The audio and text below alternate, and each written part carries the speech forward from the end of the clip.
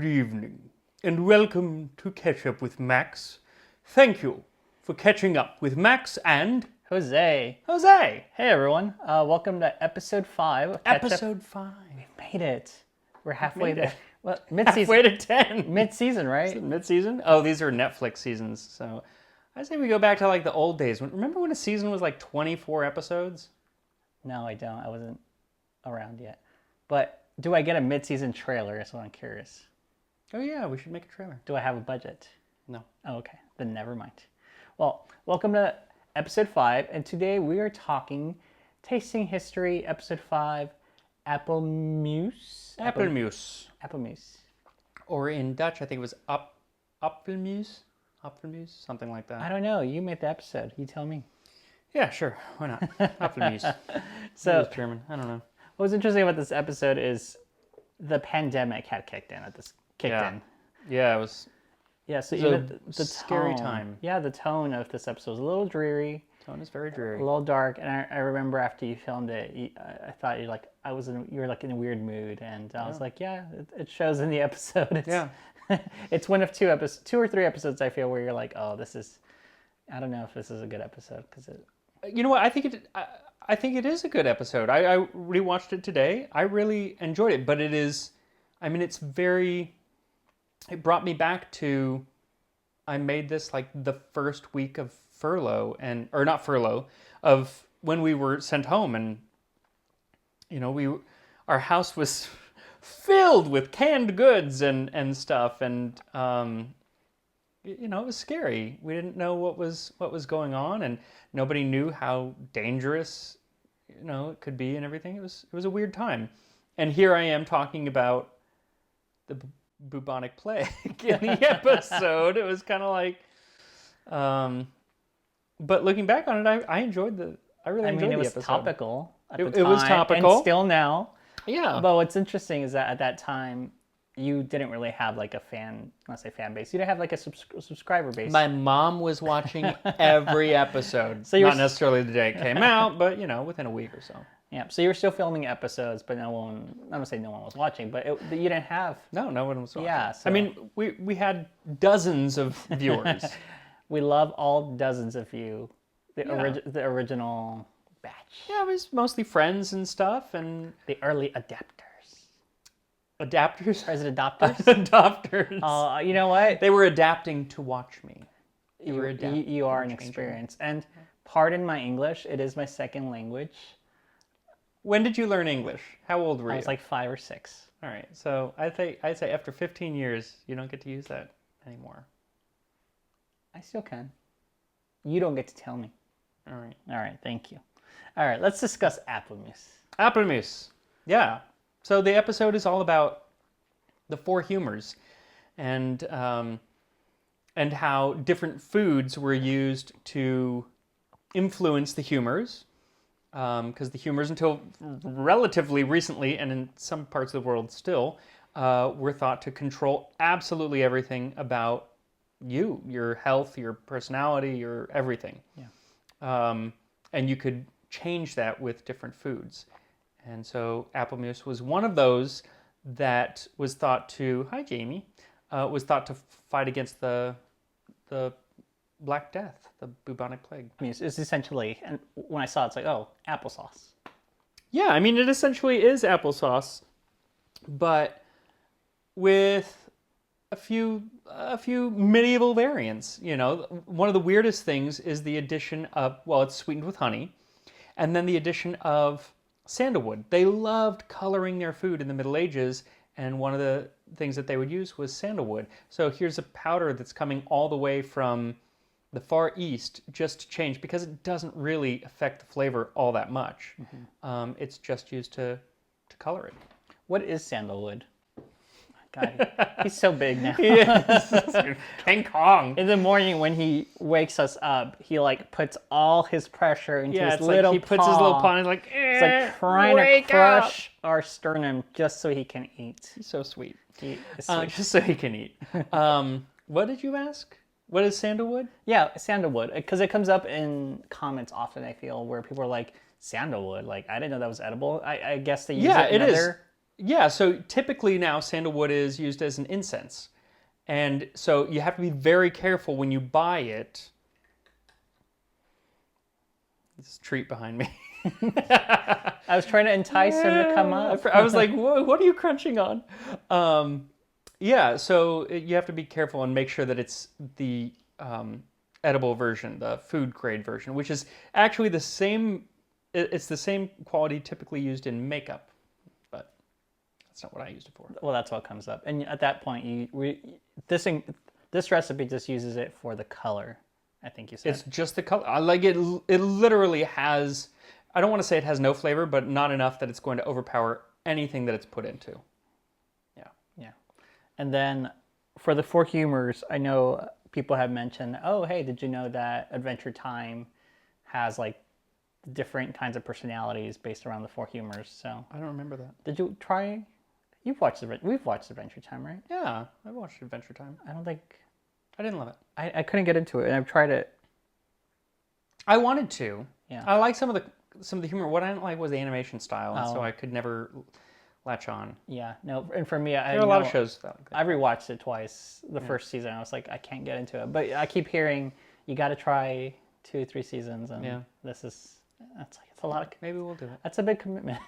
Well, because it was Adventure Time, and what was the other one? I feel like they came out at the same time. I don't know that they actually did, but I started watching them at the same time. Was that, and then the one with the blue jay and the raccoon. Oh, I love the regular show. The regular show. Yeah. And the regular show for me won out. Oh, I think the humor is just brilliant. I love it. Step off. Step off. Step off. Yeah, I love it. You have to show that. The ducks. Yeah, they beat the heck out of that snake, or the little baby ducks do. Yeah, it's amazing. It's good times. Right now, I'm still watching, trying to binge watch Courage the Cowardly Dog, because I was younger. And Again, I don't like the animation style. And Samurai Jack, which you also don't like. I also don't like the animation. I guess I'm very picky about animation you are style. Very specific. I think you just named it like all those and Ren and Stimpy are all the shows that I couldn't get and into. And Naruto, which I tried to get you to watch. That has nothing to do with the animation style, though. You're so judgmental. Yes. You're very judgmental. Yes, I am. All right. So discerning. I'm going to go with judgmental. But is there anything interesting that got left on the cutting room floor? Anything you learned? This was a year ago. I don't remember.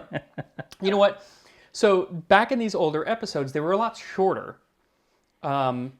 Because one, I wasn't like focused on finding primary sources as much, because now I love quoting primary sources. That's like my thing. Mm-hmm. And I think I did in that episode, but that wasn't like my focus. And it was more of just supposed to be an overview. It was supposed to be like 3/4 food and 1/4 history. And now I feel like it's half and half. So it's just like if I was to do it again, it would be so much more in depth. So you did learn how to pronounce a word, and that is pestle. Oh, pestle. Yes. So I thought you said peso. I was like, no, I know how to say peso. Well, you're still saying it wrong. That's not it. It's pestle. Pestle. No, this is mortar and pestle. I said mortar and pestle. So I had only ever seen the word pestle, written. And that's why I try never to mock people for pronouncing something incorrectly, because very often it's because they've only read it. And you shouldn't ever make fun of people for reading. So I had never actually heard it said. And so I said pestle in the video, and I got some comments. People like to correct you. Because it's pronounced pestle. It's pronounced pestle, exclamation point. I'm sorry. I didn't know I offended your sensibilities. But now I know mortar and pestle. I love it. Yeah. All right, so let's tackle just quick user comments. Eleanor Kezer. Hi, Eleanor. Hi, Eleanor. So is this where an apple a day keeps the doctor away came from? I don't think so. Yeah, I think a lot of people were curious about that. Yeah. I think that comes much later, probably like 19th century. They were always coming up with stuff. Another one, Ashen one. Sorry, I don't know how to say this. Saffron. This was no peasant cure. Saffron comes up often. People's idea of perception of what saffron is. So they used saffron a lot in the Middle Ages, and it was very expensive at times. But there was a certain period of time in England, where it was being grown in vast quantities, and it really, really lowered the price. There's actually a town still today called Saffron-on-Walden, and that's where it was grown. And there is, next time I get to go to England, I want to visit, there is a farmer who has started growing saffron in the exact place that medieval saffron in England was being grown, and in the same style and everything. I'd love to go visit that and see, how it's different, because otherwise saffron is very expensive regardless, but you still have to remember that no recipes for peasant food exist because they didn't write it down. Mm-hmm. So the recipe, even though it could be used to cure peasants, well, it didn't actually cure anybody, but it was still an expensive dish because it had those things. Sandalwood was expensive, so yeah. And your anniversary dish is stupidly expensive, even expensive. Today. Yeah. I don't even want to say how much I spent on it. Let's not, because I don't want to think about it. Don't think about it. I'm sorry. Keep drinking. Drink up. I'm very stingy. Oh, you are. I'm frugal. I'm very frugal. I was going to say cheap, but that works too. All right. We are going to switch gears. Something that comes up often in the comments here and there, it's people want to hear about YouTube, and as far as what your experience has been in YouTube, as far as like building a channel and like the do's and don'ts and anything that you've learned. And I thought maybe we could start with the easy one, because like creating a channel isn't difficult, but it's difficult to get traction, to really kind of build up a subscriber base and get people watching and interested in what you're talking about. And I think the first step when you create a channel, or there are actually many smaller steps in like making a banner and all that. So for YouTube, one of the first big goalposts is just getting monetized. Right. And getting monetized on YouTube means that you need to have 1,000 subscribers. 1,000 subscribers. And 4,000 watch hours. 4,000 watch hours within the last 365 days. So a year. Yes. And it's a rolling year. Which, by the way, I hit that mark. You did. So Ketchup with Max is now a monetized YouTube channel. So pardon the ads. I didn't put a ton, I hope. Well, but YouTube just changed their rules. So even if you're not monetized, you're probably still getting ads, because they are monetizing every channel now. Got it. It's just you don't get anything until you hit that number. So now you're getting... That's dandy. Well, anyway, I want to say pennies. thank you for anyone watching, just because I appreciate the support. I understand I'm riding Max's coattails, but I hope you're enjoying what I am dishing out. See, I'm a learning kitty. I learn things. That's right. But building a YouTube channel. So I think one of the important things that we still discuss on a weekly basis is a thumbnail, something that draws attention. Yeah, so, I mean, there are so many things. It could honestly be not an episode. We can't cover everything in an episode. It could be a whole freaking channel talking about YouTube. Instead, it'll be the second half of a Ketchup with Max episode. Yes, but let's talk about thumbnails. So once you're, getting videos made and have a YouTube channel, I don't want to say the most important things. The most important thing is the content. But the second and very close second most important thing is the thumbnail and the title, because if you don't get people to click on the video, it doesn't matter how good the content is. Yeah.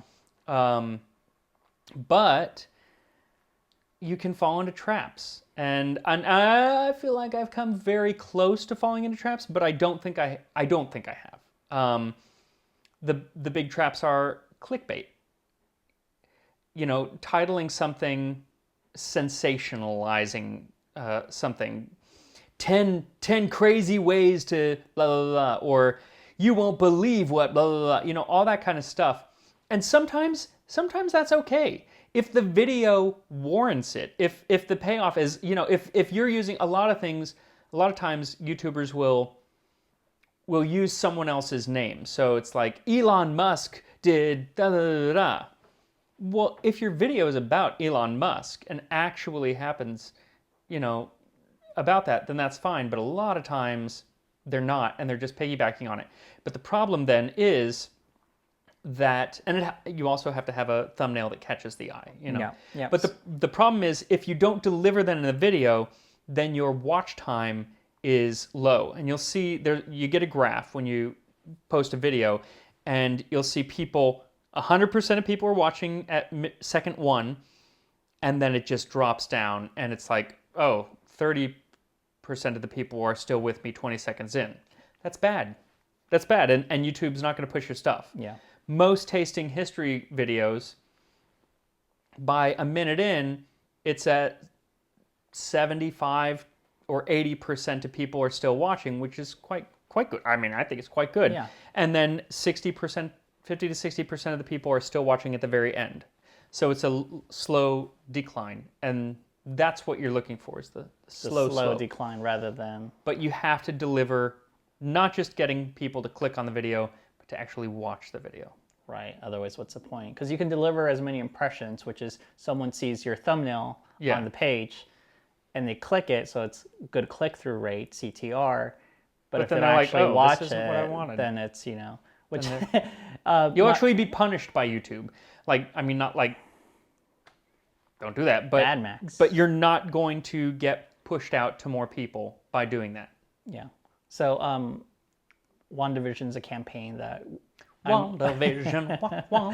that I'm working on, and loving it. I keep getting served these YouTube videos of episode 5 and 6, and it's like, no, that's not true. It's a someone spliced one of our real spots with content from another movie that Lizzie was on, and it's just it gets a lot of clicks. By the way, for anyone who doesn't know, Jose works for Disney, as I did and still technically do, and specifically he does a lot of stuff for Disney Plus now, so that's why he's working on WandaVision. A little more on that later, but another thing that we that we think also affects the popularity is just the upvotes and downvotes, and also the comments. You know, engagement. Yeah, I don't know this for a fact. Mm-hmm.